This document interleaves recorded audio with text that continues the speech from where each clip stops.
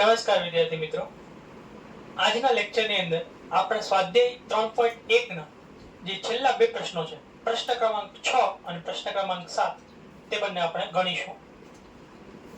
સૌપ્રથમ આપણે પ્રશ્ન ક્રમાંક 6 ગણીએ. પ્રશ્ન 6 ની હું મિત્રો અહીં રકમ લખું છું. પ્રશ્ન 6 જોઈએ. પ્રશ્ન 6 આપણને આપેલો છે કે સુરેખ સમીકરણ 2x વત્તા 3y માઇનસ 8 બરાબર 0 આપેલ છે. તો આપણે એવું બીજું સુરેખ સમીકરણ યુગ્મ લખવાનું છે. તો આપણે લખીએ કે એવું બીજું સમીકરણ યુગ્મ લખો કે જેથી બનતી જોડીનું ભૌમિતિક નિરૂપણ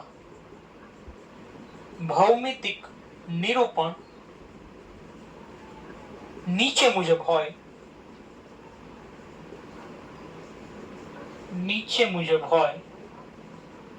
સૌ પ્રથમ આપણે એવું સમીકરણ લખવાનું છે કે જે આપણને આ સમીકરણની સાથે છેદતી રેખાઓ આપે. બીજું એવું સમીકરણ લખવાનું છે કે જે આ સમીકરણની સાથે આપણને સમાંતર રેખાઓ આપે. અને ત્રીજું એવું સમીકરણ આપણે લખવાનું છે કે જે આપણને આ સમીકરણ સાથે સંપાતી રેખાઓ આપે.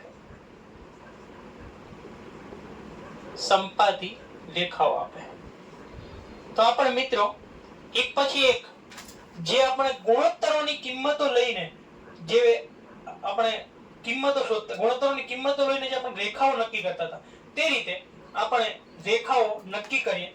સૌ પ્રથમ મને જે આપેલું છે તે આપણે એવું સમીકરણ યુગ્મ મેળવવાનું છે જે આપણને આ સમીકરણની સાથે છેદતી રેખાઓ આપે. તો સૌ પ્રથમ આપણે એવું સમીકરણ શોધીએ કે જે આપેલા સમીકરણની સાથે મને છેદતી રેખાઓ મળે એ પ્રકારે બંને સમીકરણ યુગ્મ બને.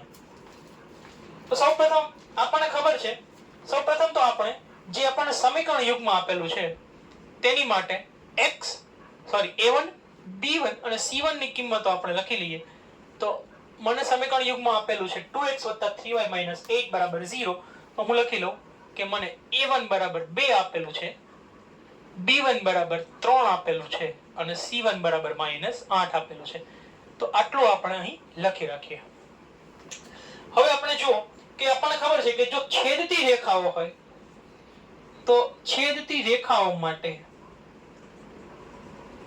આપણને ખબર છે કે જે સમીકરણના ગુણોત્તરો આપણને જે મળે તે આપણને a1 ના છેદમાં a2 is not equal to b1 ના છેદમાં b2 મળવું જોઈએ. એટલે કે a1 ના છેદમાં a2 અને b1 ના છેદમાં b2 ની કિંમતો સરખી ન થવી જોઈએ મિત્રો. તો આપણે એવી કોઈ પણ બે કિંમતો લઈ શકીએ. આપણે લખીએ કે a1 ના છેદમાં a2. a1 ની કિંમત મને 2 આપેલી છે, a2 ની કિંમત આપણને આપેલી નથી. એ જ રીતે b1 ના છેદમાં b2. b1 ની કિંમત મને આપેલી છે 3, b2 ની કિંમત આપેલી નથી, તેથી b2 આપણે એમ જ લખીએ. તો આપણે એવા બે સમીકરણ લેવાના છે, અથવા તો a2 અને b2 ની એવી કિંમતો લેવાની છે કે જેથી a1 ના છેદમાં a2 અને b1 ના છેદમાં b2 જે છે તે સમાન ન થાય. તો આપણે ધારીએ કે a2 બરાબર ધારો કે 3 છે. તો આપણે લખીએ કે કૌંસમાં લખેલું છે ધારો કે a2 બરાબર 3 છે. જો આપણે a2 બરાબર 3 લઈએ અને ધારીએ કે b2 બરાબર 2 છે, તો આ મને મળશે 3 ના છેદમાં 2. તો આપણે લખીએ કે ધારો કે b2 બરાબર 2 છે. તો તમે જુઓ કે a1 ના છેદમાં a2 અને b1 ના છેદમાં b2 ની કિંમત જે છે તે જુદી જુદી છે. તેથી આપણે કહી શકીએ કે આ પ્રકારની જે રેખા આપણને મળે તે આપેલ સમીકરણની સાથે છેદતી રેખાઓ મળશે. એ જ રીતે આપણે c1 ના છેદમાં c2 ની કિંમત શોધવી છે. c1 મને આપેલું છે -8 એના છેદમાં C2. C2 આપણે ગમે તે ધારી શકીએ મિત્રો. તો માની લો કે C2 બરાબર આપણે ધારીએ 1. તો -8 ના છેદમાં C2 બરાબર ધારો કે 1. તો આ રીતે C2 પણ આપણે ધારી શકીએ. તો મને A1 A2 B2 અને C2 ની કિંમતો અનુક્રમે A2 બરાબર 3 મળે છે, B2 બરાબર 2 મળે છે અને C2 બરાબર 1 મળે છે. તો જો આપણે સમીકરણ લખીએ મિત્રો તો A2x B2y C2 બરાબર 0 પરથી આપણે લખી શકીએ A2 ની કિંમત છે 3 તેથી 3x વત્તા B2 ની કિંમત છે 2 તેથી 2y અને C2 ની કિંમત છે 1 તેથી C2 બરાબર 1.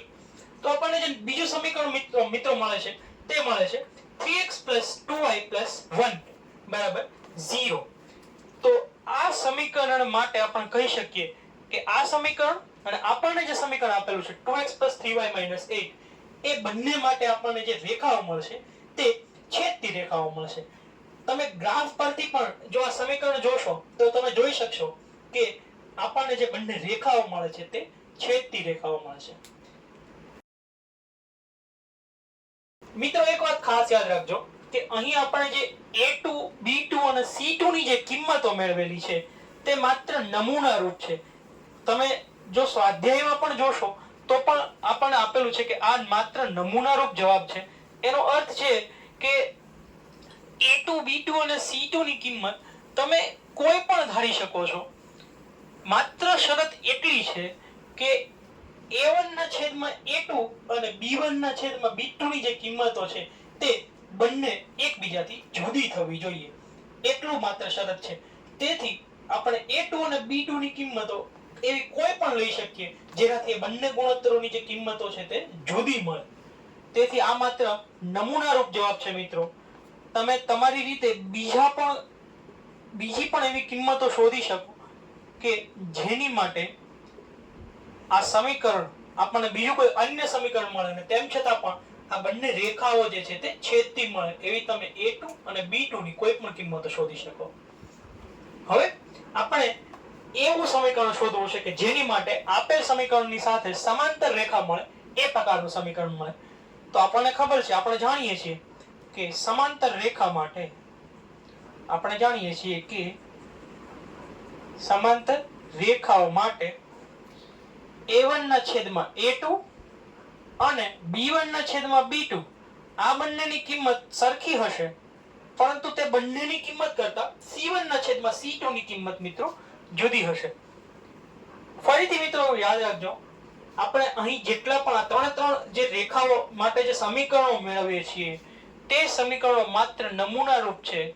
તમે અન્ય બીજી કિંમતો માટે પણ આ પ્રકારની રેખાઓ મેળવી શકો કે જેમાં તમને અન્ય કોઈ સમીકરણ સાથે પણ આ સમીકરણ માટે સમાંતર રેખા મળે.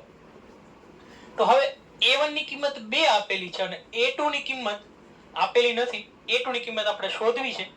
એ જ રીતે B1 ના છેદમાં B2, B1 મને આપેલું છે 3 અને B2 ની કિંમત મારે શોધવી છે. પણ હવે તમે જુઓ મિત્રો, આપણને કહેલું છે કે A1 ના છેદમાં A2 અને B1 ના છેદમાં B2 ની કિંમત સમાન થવી જોઈએ. તો હું લખું કે A1 ના છેદમાં A2 બરાબર B1 ના છેદમાં B2. A1 છે 2 તો 2 ના છેદમાં A2 બરાબર B1 મને આપેલું છે 3 તો 3 ના છેદમાં B2. A2 ને હું અહીં સામેની બાજુ લઈ જાઉં તો અંશમાં જશે ને અહીં જશે અને એ જ રીતે 3 જે છે તે મિત્રો તેને જો બરાબરની આ બાજુ લઈ આવું તો 2 ના છેદમાં જશે. તેથી A2 અહીં જશે અને 3 જે છે તે અહીં આવશે. તો હવે તમે જુઓ મિત્રો કે મને આ રીતે મળશે. A2 અહીં ગયું ને A2 ના છેદમાં B2 બની ગયો. તો A2 ના છેદમાં B2 મને મળશે 2 ના છેદમાં 3. એટલે આપણે લખી શકીએ કે A2 બરાબર 2 અને B2 બરાબર 3 મળશે.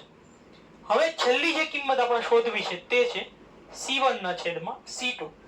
એટલે કે C1 ના છેદમાં C2 જે છે તે A1 ના છેદમાં A2 અને B1 ના છેદમાં B2 થી જુદી મળવું જોઈએ. તમે જુઓ કે આના પરથી આપણે લખીએ તો A1 ના છેદમાં A2 જે છે a1 મને આપેલો છે 2, a2 મળ્યો 2, તેથી a1 ના છેદમાં a2 ની કિંમત મને મળે છે 2. તો c1 ના છેદમાં c2 ની કિંમત આ એક સિવાય અન્ય કોઈ પણ હોઈ શકે. તો c1 મને આપેલો છે -8, તો ધારી લો કે c2 બરાબર -2 છે. માઇનસ માઇનસ કેન્સલ થઈ જશે, 2 ચોક 8, એટલે c1 ના છેદમાં c2 મને 4 મળશે. તેથી આપણે લખી શકીએ કે તેથી c2 બરાબર -4. તેથી a2 મળી ગયો, b2 પણ મળી ગયો અને c2 મળી ગયો. તેથી આપણે લખીએ કે a2x b2y c2 બરાબર 0 પરથી આપણે લખી શકીએ, ત્રણ કિંમતો મૂકીએ. a2 છે 2, તેથી 2x વત્તા b2 છે 3, તેથી 3y અને c2 છે -4, તેથી c2 બરાબર લખું -4. તો બીજું જે સમીકરણ મને મળે છે મિત્રો તે છે 2x 3y - 4 બરાબર 0. તો તમે જુઓ મિત્રો કે અહીં પણ a1 ના છેદમાં a2 અને b1 ના છેદમાં b2 બંનેની કિંમતો આપણને સમાન મળે છે. ફરીથી એવું યાદ રાખજો મિત્રો કે a2 અને b2 ની કિંમતો આપણે કોઈ પણ લઈ શકીએ, પણ માત્ર શરત એ છે કે બંને ગુણોત્તરો a1 ના છેદમાં a2 અને b1 ના છેદમાં b2 ની કિંમત સમાન થવી જોઈએ, અને આ બંનેની કિંમત કરતા c1 ના છેદમાં c2 ની કિંમત જુદી થવી જોઈએ. તે એકમાત્ર શરત છે. તમે જો આલેખ પણ જોશો તો આ આલેખ પરથી તમે જોઈ શકશો કે આપણને જે રેખાઓ મળે છે તે સમાંતર રેખાઓ મળે છે. તેથી આપણે કહી શકીએ કે બીજું જે સમીકરણ મને મળે છે તે સમાંતર રેખા માટેનું છે. જો તમે સ્વાધ્યાયના ઉકેલની અંદર પાછળ જવાબની અંદર જો પાઠ્યપુસ્તકની અંદર જોશો તો જવાબ કંઈક અલગ આપેલું છે, પણ મેં કીધું તેમ કે તેની અંદર આપણને એવું પણ આપેલું છે મિત્રો કે આ માત્ર નમૂના રૂપ જવાબ છે. તો તે ખાસ યાદ રાખશો. હવે આપણે છેલ્લું જે છે તે આપણે સંપાતી રેખાઓ મળે એ પ્રકારનું સમીકરણ આપણે શોધવાનું છે. ત્રીજું આપણે લખીએ કે સંપાતી રેખાઓ મળે એ પ્રકારનું સમીકરણ આપણે શોધવું છે. તો મિત્રો હંમેશા યાદ રાખવું, સંપાતી રેખાઓ ત્યારે જ મળે જ્યારે બંને સમીકરણો સમાન હોય. એટલે કે આપણને પ્રથમ સમીકરણ આપેલું છે 2x 3y - 8, તો બીજું સમીકરણ પણ આ સમીકરણની સાથે અન્ય કોઈ આપણે કોઈ પૂર્ણાંકને ગુણીએ અને આપણને જે સમીકરણ મળે તે પ્રકારનું હોય તો જ આપણને સમાંતર રેખાઓ મળશે. એટલે કે જેની માટે આપણે લખીએ કે a1 ના છેદમાં a2, b1 ના છેદમાં b2 અને c1 ના છેદમાં c2 બંને ત્રણ ગુણોત્તરો સમાન હોય, તેની જ માટે આપણને આ પ્રકારે સમીકરણો મળશે જેની રેખાઓ આપણને સંપાતી રેખાઓ મળશે. આવું ત્યારે જ શક્ય છે જ્યારે 2x 3y - 8 ને આપણે કોઈ પૂર્ણાંક વડે ગુણીએ.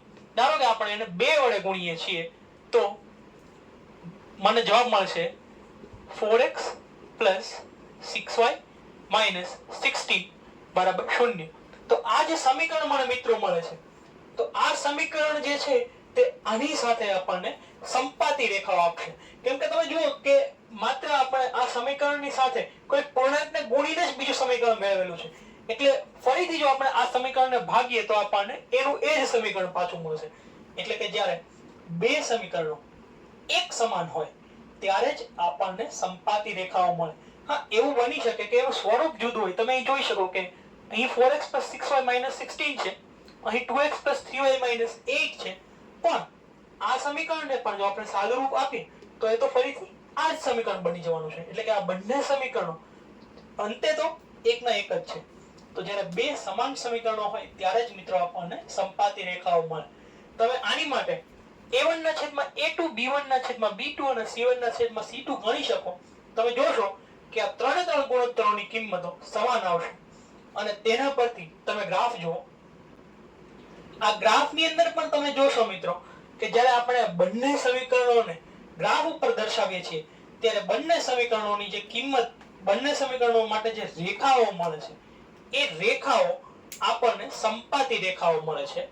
તો તેથી આપણે કહી શકીએ કે આ બંને જે સમીકરણો છે તે આપણને સંપાતી રેખાઓ આપે છે.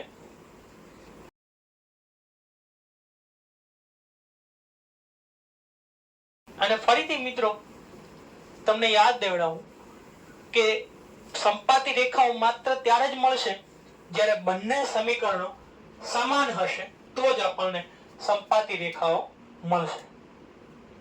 હવે આ સ્વાધ્યાયનો આપણે સૌથી છેલ્લો પ્રશ્ન ક્રમાંક 7 ગણીએ. તો પ્રશ્ન 7 આપણને આ રીતે આપેલો છે. આપણે પ્રશ્ન 7 લખીએ. સમીકરણો x - y + 1 બરાબર 0 અને 3x + 2y - 12 3x + 2y - 12 બરાબર 0 દ્વારા દર્શાવાતી રેખાઓના આલેખ દોરો. એટલે કે આપણે આ બંને રેખાઓના આલેખ દોરવાના છે. આ રેખાઓ અને x અક્ષ દ્વારા રચાયેલા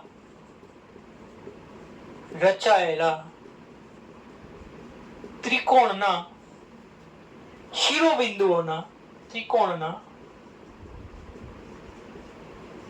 શિરોબિંદુઓના યામ મેળવો અને બનતા ત્રિકોણાકાર